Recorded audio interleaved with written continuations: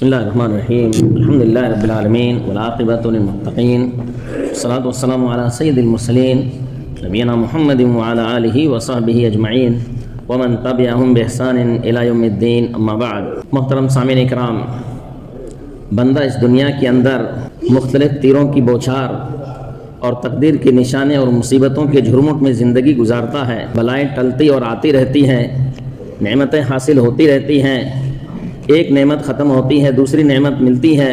انسان مختلف مرحلوں سے گزرتا ہے اس دنیا کے اندر، جیسا کہ اللہ رب العالمین نے فرمایا لَتَرْكَبُنَّ طَبَقًا عَنْ طَبَقٍ، تم ضرور مختلف حالات و شدائد سے گزرو گے۔ بندے کو دنیاوی مشقتوں اور اس کی ہولناکیوں سے اللہ رب العالمین کی مدد، اللہ رب العالمین کی دین کو مضبوط پکڑنا اور اس سے عافیت کے سوال کے بغیر چھٹکارا نہیں ہے۔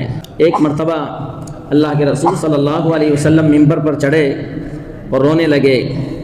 پھر اللہ کے رسول صلی اللہ علیہ وسلم نے فرمایا صلی اللہ العفو والعافیہ فإن أحدا لم يعط بعد اليقین خیرا من العافیہ، کہ لوگوں تم اللہ رب العالمین سے معافی اور تندرستی کا سوال کرو، اس لیے کہ کسی کو یقین کے بعد عافیت و تندرستی سے بہتر کوئی چیز نہیں ملی ہے۔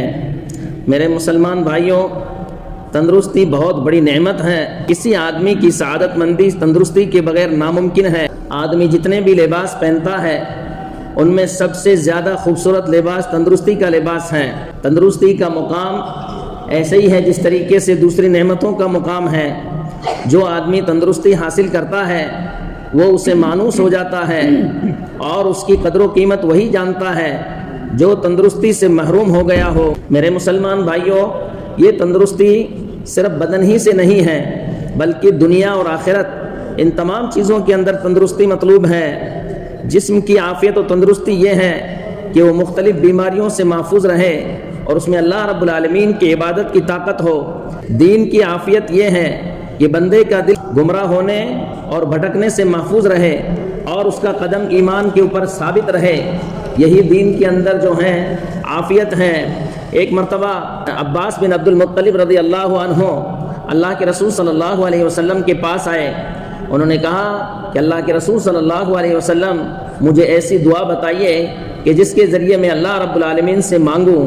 تو اللہ کے رسول صلی اللہ علیہ وسلم نے جواب دیا صلی اللہ العافیہ، اللہ رب العالمین سے تندرستی کا سوال کرو، عافیت کا سوال کرو۔ پھر کچھ دنوں تک عباس بن عبد المطلب رضی اللہ عنہ فرماتے ہیں میں کچھ دنوں تک ٹھہرا رہا، پھر میں نے کہا کہ اللہ کے رسول صلی اللہ علیہ وسلم مجھے ایسی دعا بتائیے کہ جو میں اللہ رب العالمین سے مانگوں۔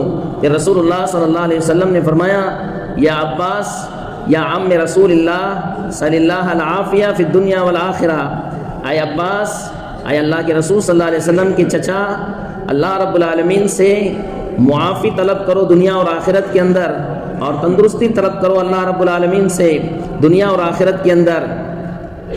اللہ سے عافیت کی دعا کرنے کا مطلب یہ ہے کہ مومن کے پاس ہر تکلیف کو دور کرنے اور بھلائی حاصل کرنے کی قوت ہو۔ یہی ہے اللہ رب العالمین سے عافیت کی طلب ہے۔ اور اسی بنا پر ایک عقل مند آدمی اللہ رب العالمین سے عافیت کا سوال نہیں چھوڑتا ہے، چاہے اس کے صبح شام کے اذکار میں ہو، یا اپنے گھر پہ ہو، یا سفر میں ہو، رات میں ہو یا دن میں ہو، ہر وقت وہ اللہ رب العالمین سے عافیت کا سوال کرتا ہے۔ ایک آدمی اللہ کے رسول صلی اللہ علیہ وسلم کے پاس آئے۔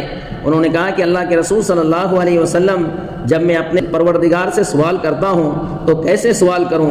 اللہ کے رسول صلی اللہ علیہ وسلم نے جواب دیا قل اللہم اغفر لی وارحمنی وعافنی وارزقنی، یہ دعا کرو کہ اللہ میرے گناہوں کو معاف کر دے، میری حالت پر رحم کر اور مجھے تندرستی عطا کر اور مجھے رزق دے۔ پھر اللہ کے رسول صلی اللہ علیہ وسلم نے چاروں انگلیوں کو جمع کیا اور کہا کہ جس کے اندر یہ چار چیزیں ہوں گی دنیا اور آخرت کی تمام بھلائیاں اس کے اندر جمع ہو گئی۔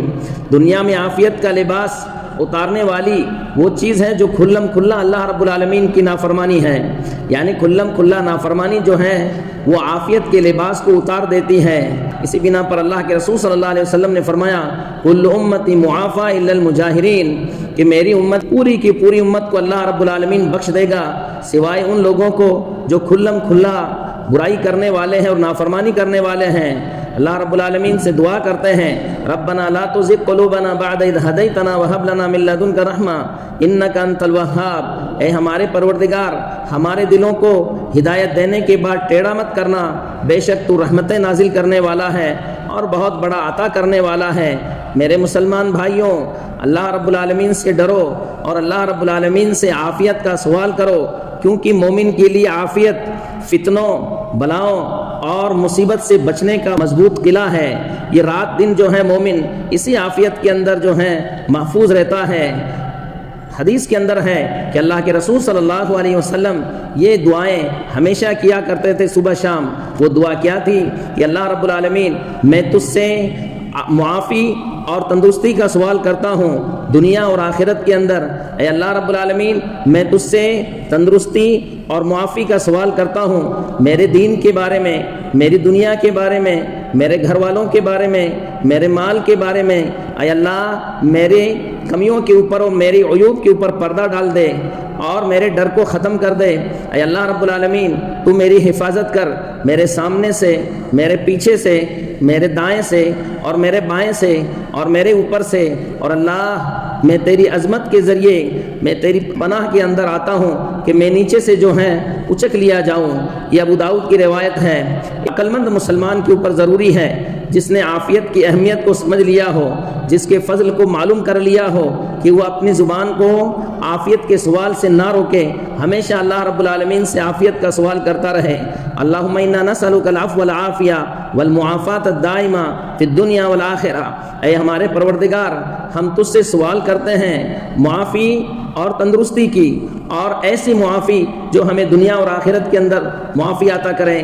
آمین۔ وآخر دعوانا الحمدللہ رب العالمین۔ جزاکم اللہ خیرا۔ السلام علیکم ورحمۃ اللہ وبرکاتہ۔